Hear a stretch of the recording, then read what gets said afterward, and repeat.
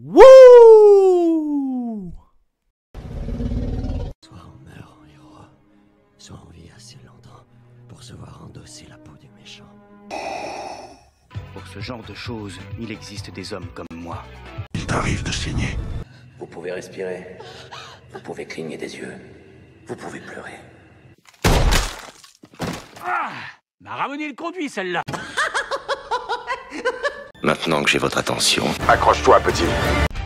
Salut à tous, c'est Fab et Desgarmat sur ma chaîne et aujourd'hui on parle cinéma avec quelque chose franchement, peut-être pas qui me tient à cœur, mais... je vais expliquer, mais en tout cas, de Iron Claw.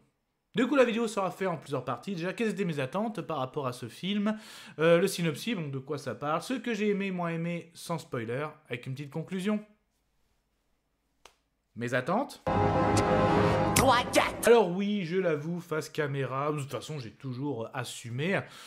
Donc je pense aussi que le catch fait partie de la pop culture, parce que c'est un film qui va traiter sur le catch. Moi du coup, le catch, j'ai connu ça dans les années 2000, je fais partie de la génération Catch Attack. Oui, j'ai aimé donc Batista, Triple H, Randy Orton, Ric Flair, en gros l'équipe de l'évolution, John Cena, Undertaker. Je vais pas tous les citer, mais je suis de cette génération Catch Attack, donc avec même les commentateurs, Christophe Ajus, tout ça, j'adore. Enfin, j'ai adoré, j'ai décroché, mais j'ai eu ma période catch, et notamment quand j'ai eu de Iron Claw, donc un film sur le catch, et en plus, les personnes qui traitent de ce film, je les connaissais pas, mais en fait, ils me disent quelque chose. Bah oui, je les ai vus dans les Hall of Fame de la WWE en 2009. Donc, c'est là que je regardais, justement, j'ai commencé à connaître le catch, donc forcément. Donc, je connais que ces personnes étaient intronisées dans le Hall of Fame. Donc, en gros, c'est un peu le panthéon du catch. Mais je connaissais pas du tout leur histoire. Donc, forcément... j'avais hâte de savoir quelles étaient ces histoires de ces catcheurs. Est-ce que ça allait traiter sur le catch? En gros, je savais que c'était une famille de catcheurs, mais je connaissais pas leur histoire. Et aussi, le dernier film que j'avais vu qui traitait sur le sujet du catch, c'était avec Mickey Rourke, et j'avais adoré aussi. Donc, franchement, hâte de voir ça. Donc, voilà un petit peu pour mes attentes. Du coup, de quoi ça parle? Il était une fois une Du coup, on va traiter l'histoire vraie, oui, des inséparables frères Van Henrich, qui ont marqué l'histoire du catch, donc la compétition de la lutte professionnelle dans les années 80. Donc leurs histoires, comment cette famille est rentrée dans le catch, ce qu'ils ont vécu, et comment ils sont montés en haut d'une petite association de catch jusqu'à la grande, la grande industrie du catch, jusqu'à être intronisé à le Hall of Fame de la WWE ou WWE en VF, on s'est compris. Donc en gros, j'ai pas besoin d'aller plus loin parce que c'est un biopic, donc tiré d'une histoire vraie, donc j'ai pas besoin d'aller plus loin.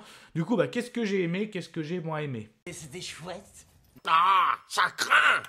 Ah, immonde. je t'aime plus que 3 fois 1000. Alors déjà, la découverte de cette histoire, quelle claque, franchement.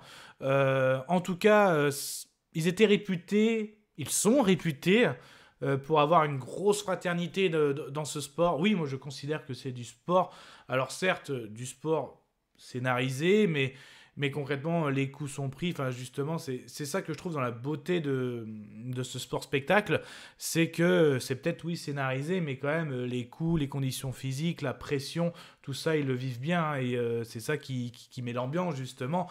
Ces gladiateurs des temps modernes. Donc déjà, la fraternité de cette famille. Aussi, justement, ça dénigre pas la légende autour du catch, donc ça explique bien, mais ça dégrade pas l'image de ce milieu. Donc ça j'ai bien apprécié. Donc on a typique l'histoire du père qui a été catcheur, mais qui a été frustré parce qu'il n'a jamais vraiment intégré l'élite du catch, et donc il a tout misé sur ses enfants. Donc on a un peu le cliché du père vraiment qui pousse ses gosses jusqu'à l'extrême. Même des fois à table, il le dit, il y a le classement de ses fils préférés, quoi. Voilà.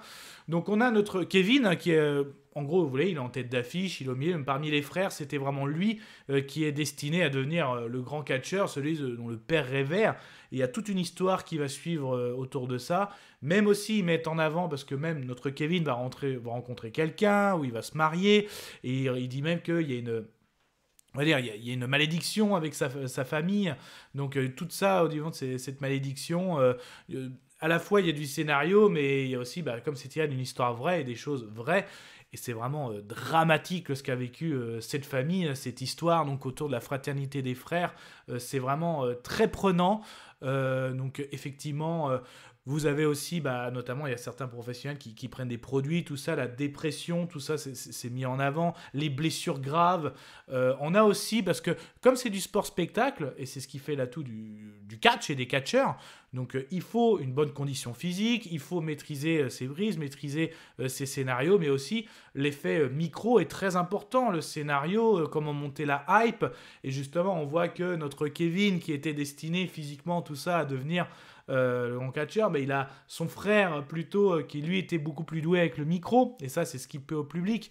Et à un moment justement j'aime bien parce que sa femme Pam à Kevin lui dit mais d'où de toute façon c'est truqué tout ça, mais non, il faut pas le voir comme ça, il faut le voir, c'est quand tu es dans une entreprise, on va dire le meilleur salarié il est récompensé pour après devenir chef d'équipe ou avoir un poste. Là, le milieu du catch, c'est pareil. Quand les bosseurs, ceux qui sont les sportifs, tout ça, sont récompensés aussi. C'est une industrie. Mais il y a aussi quand même le public. Si le public veut voir tel catcheur, tout ça, ça joue énormément. Donc il y a tout ça qui est autour. Donc à la fois prise de médicaments, tout est traité. Vraiment, cette famille a vraiment tout vécu jusqu'à vraiment des gros drames. Sans trop spoiler, même si vous connaissez l'histoire de ses frères, de cette famille. Vraiment, en gros, l'objectif du père, c'était de ramener le titre de champion du monde à la maison. Donc on a même la mère qui a mis de côté, même quand maman, il y a un des enfants qui vient voir maman, qui vient voir sa mère et qui dit maman, papa est un peu dur avec un des petits frères, mais tout ça, arrange-toi avec tes frères, va jouer avec tes frères. En gros, la mère elle est là pour faire à manger, tout ça. On a vraiment les vieux clichés de la famille des années 80, le père frustré qui veut monter les enfants, mais quand on voit cette fraternité autour des frères, c'est à la fois beau et c'est très émouvant par rapport au drame qu'ils vont tous subir, toute la famille, j'ai envie de dire. Donc, et tout ça au milieu du catch. Donc c'est pour ça dénigre pas ce milieu, mais ça montre aussi que ce n'est pas qu'un milieu avec feu d'artifice étoilé et des ceintures entourées d'or, c'est des sacrifices, tout ça. Petit aussi point, on a, j'ai parlé, il y a Ric Flair qui est présent dans le film, excusez-moi si vous considérez ça comme un spoil, mais il est présent, donc et là ça fait plaisir, donc on a bien aussi les mimiques du jeune Nature Boys. On a même un moment quand le film avance, dans les premiers... combat qui regarde à la télé, même la VF a fait l'effort, ils ont mis les commentateurs qu'on connaît tous, donc franchement donc c'est très prenant, c'est un drama, pour moi c'est un biopic, mais c'est aussi drama au milieu du catch. Déjà je vais lancer la conclusion. Je vais conclure. Conclusion du film de Iron Claw. Donc pour moi, oui, grand hommage à cette famille, mais aussi cette histoire, ce drama autour du catch. Donc si vous êtes fan de catch, c'est un film que je vous conseille. Si vous êtes fan aussi de films autour de fraternité, frères, familial, je vous incite à le voir aussi. C'est une très belle histoire. Ça ne dénigre pas le milieu du catch. Au contraire, ça montre aussi des choses qu'on ne voit pas, nous spectateurs, et ça fait partie de ce milieu. Ces grands professionnels aussi, cette famille, franchement, j'incite vraiment à le voir. Du coup, je vais donner mon avis sonore, et ce sera... Je suis content, je vomis, et là, je suis hyper content. Mais ça, ce n'était que mon avis. Faites votre propre avis. À vous de juger.